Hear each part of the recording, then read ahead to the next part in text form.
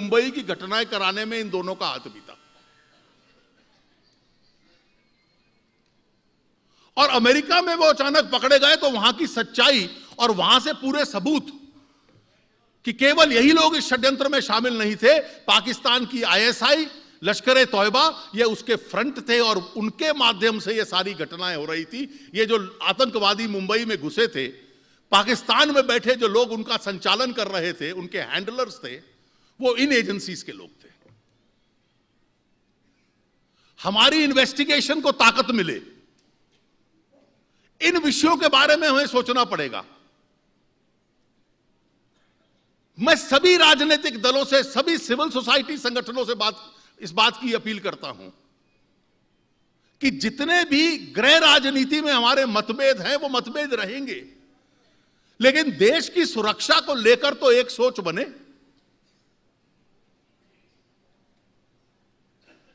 ये जितने संगठन आपने बना लिए, क्या ये एनएसी, नेशनल एडवाइजरी काउंसिल, उन्होंने 5 मिनट भी कभी नेशनल सिक्योरिटी के ऊपर चर्चा की है? क्या सिविल सोसाइटी का दायित्व इस देश की सुरक्षा को बनाए रखना नहीं है? कि क्या यह विषय आपकी चिंता के नहीं है क्योंकि वोट बैंक की राजनीति के साथ आप लोगों ने अपनी सोच को बना लिया?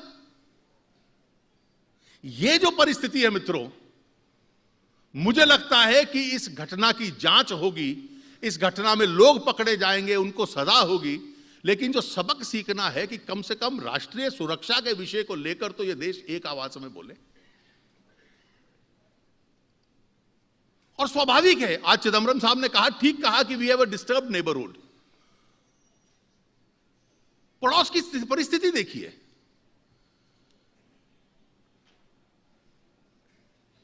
एक बहुत आजकल लोकप्रिय पुस्तक है पिछले 1-1.5 वर्ष से,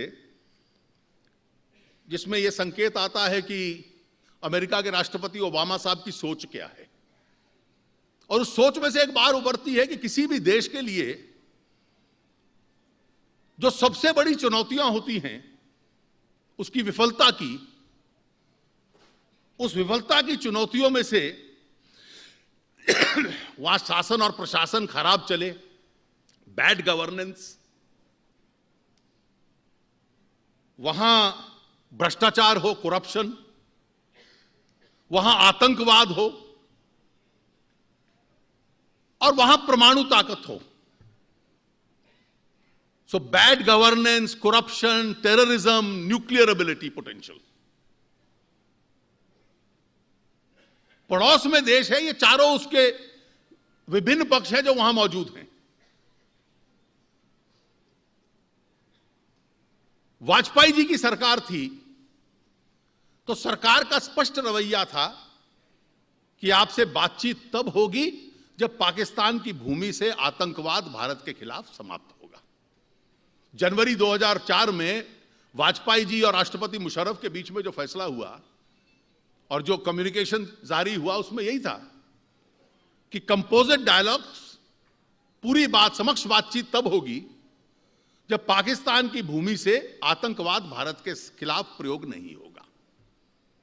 लेकिन शर्म एल शेख के बाद जो चर्चा शुरू हुई कि बातचीत तो चलती रहनी चाहिए, बेचारा पाकिस्तान भी आतंकवाद का शिकार है।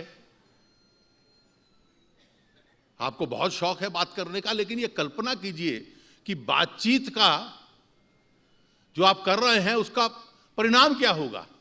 उसका परिणाम निर्भर करेगा कि पाकिस्तान के भीतर स्थिति का निर्माण कैसे होता है। वहां खुलापन आ जाए, वहां आतंकवाद से दूरी हो जाए, वहां आतंकवाद रोकने का प्रयास हो,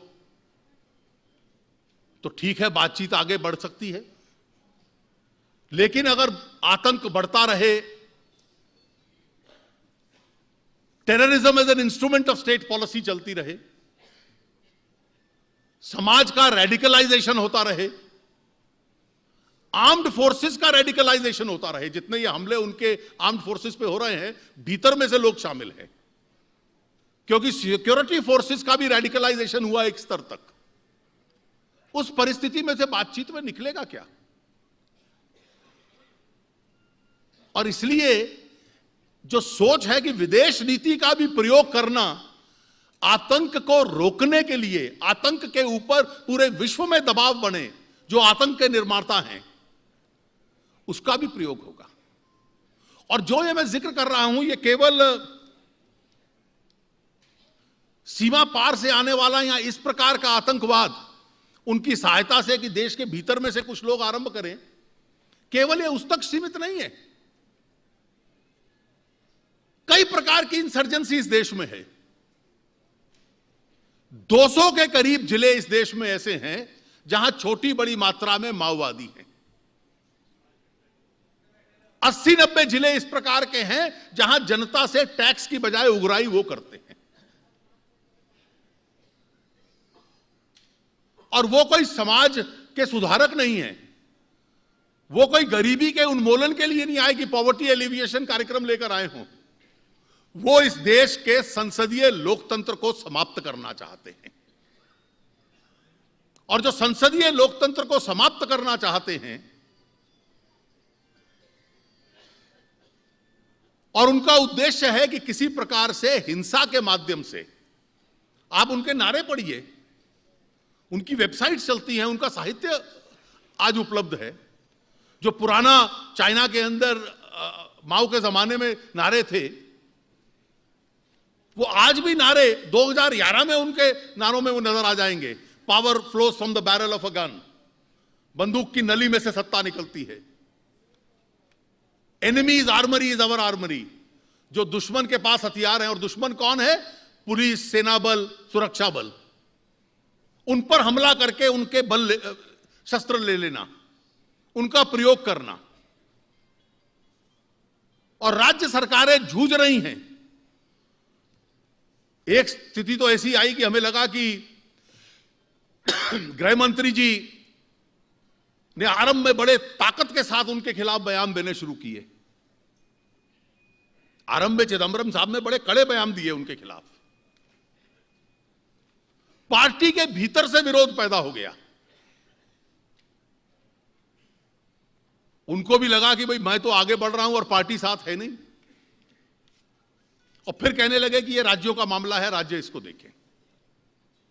आज आप परिस्थिति देखिए, उनके पक्ष में अभियान करने वाले लोग पैदा हो गए। सुप्रीम कोर्ट का जो निर्णय आया है, जिसके तहत केवल छत्तीसगढ़ में नहीं था, आज मणिपुर में है, नागालैंड में है, मिजोरम में है, आतंकवाद के दौरान पंजाब में था, आज जम्मू कश्मीर में है, डोडा और राजौरी के इलाकों में, जिसको हम विलेज प्रोटेक्शन कमिटीज कहते हैं, हर गांव अपनी सुरक्षा के लिए एक समिति बनाता है। हर गांव में 2-3 नौजवानों को हथियार दिए जाते हैं कि कोई आतंकवादी गांव में आए तो गांव की रक्षा करना, और जब तक तुम रक्षा करोगे तब तक पुलिस और सेना वहां पहुंच जाएगी। अब माओवाद क्यों पैदा होता है, लोग हिंसा के लिए शस्त्र क्यों उठाते हैं, उनसे निपटने का तरीका क्या है, यह न्यायपालिका इस देश की सरकार और शासन को नहीं बतला सकती। अगर न्यायपालिका को बतलाना है तो फिर आतंक से कैसे लड़ना है, यह दायित्व न्यायपालिका का नहीं है, यह सरकार का है। इसकी नीति जो है वो संसद तय करती है, सरकार तय करती है। और फिर कहना कि आतंकवादी तो वहां हैं, लेकिन उनको लड़ने के लिए जो विलेज प्रोटेक्शन कमेटी है और स्पेशल पुलिस ऑफिसर है, इनसे हथियार वापस ले लो। और आज सबसे पहले छत्तीसगढ़ में माओवादी कह रहे हैं कि हम माफी देंगे इन स्पेशल पुलिस ऑफिसर्स को, एमनेस्टी देंगे, और उसके लिए हमारे जो कंडीशंस है वो ये है। उनका पलड़ा भारी हो गया। The Maoist have acquired an upper hand. यह परिस्थिति इस देश की है। मुझे लगता है कि देश कमजोर हो, यह किसी सामाजिक या राजनीतिक सोच का हिस्सा नहीं हो सकती। और इसलिए यह केवल भारतीय जनता पार्टी का विषय नहीं है।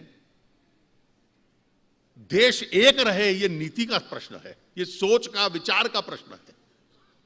हर राजनीतिक दल को सोचना पड़ेगा। कई बार घटनाओं के बीच में समय पड़ जाता है, इसलिए कि जब आतंकवादी संगठन कमजोर पड़ जाते हैं, फिर समय उनको लगता है, दोबारा रीग्रुपिंग करते हैं, दोबारा अपना संगठन बनाते हैं, फिर आते हैं उभर कर सामने। कहीं इस परिस्थिति में हम ना चले जाएं। और इसलिए आज किसी को एक दूसरे को दोष देना, इसकी भी आवश्यकता नहीं है। हम भारतीय जनता पार्टी के कार्यकर्ता, जो एक राष्ट्रवादी संगठन के कार्यकर्ता हैं, अपने इस विचार को इस देश की जनता के साथ सामने रखें और अन्य राजनीतिक दल, सामाजिक कार्यकर्ता सबसे इस बात की अपील करते रहें कि देश को मजबूत करने की, आतंकवाद को जड़ों से समाप्त करने की जो सोच है, इस पे एक प्रकार से राष्ट्रीय आम राय बने, उसका हम लोग प्रयास करते रहें। आतंकवाद समाप्त करने की जो सोच है, उसको वोट बैंक की राजनीति की सोच से अलग कर दें। तभी इस परिस्थिति से हम लोग जूझ पाएंगे। और इस समस्या की जो गंभीरता है, वो मैंने आपके सामने रखी है। आज देश में समस्याएं तो बहुत अनेक हैं।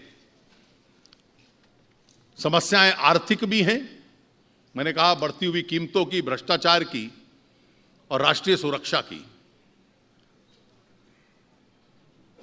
इन समस्याओं से अगर जूझना है और इस देश को अपनी पूरी ताकत और अपनी जो पूरी क्षमता है उसके अनुकूल प्रगति करनी है, if we have to progress as per our potential, फिर यह भी आवश्यकता है कि इस प्रकार की घटनाएं जिसमें राष्ट्रीय साधन भी लगते हैं, देश का जान माल का भी नुकसान होता है, देश का भी नुकसान होता है, इनको हम लोग समाप्त करें और देश को एक बार मजबूत बनाकर इस देश में राष्ट्रीयता की वो भावना जो इस देश के आतंक को जड़ों से निकाल दे, उस सोच को और फैलाने का हम लोग प्रयास करें। आप लोगों ने आज के इस कार्यक्रम का जब आयोजन रखा था तो उस वक्त सोच थी कि अन्य विषयों के ऊपर ज्यादा हम लोग बोलेंगे, लेकिन मैंने कहा संदर्भ बदला तो इसलिए आज का थोड़ा विषय भी बदला। आपने मुझे इस कार्यक्रम में आज बुलाया, विजेंद्र जी, आपका और आपके सहयोगियों का बहुत बहुत धन्यवाद।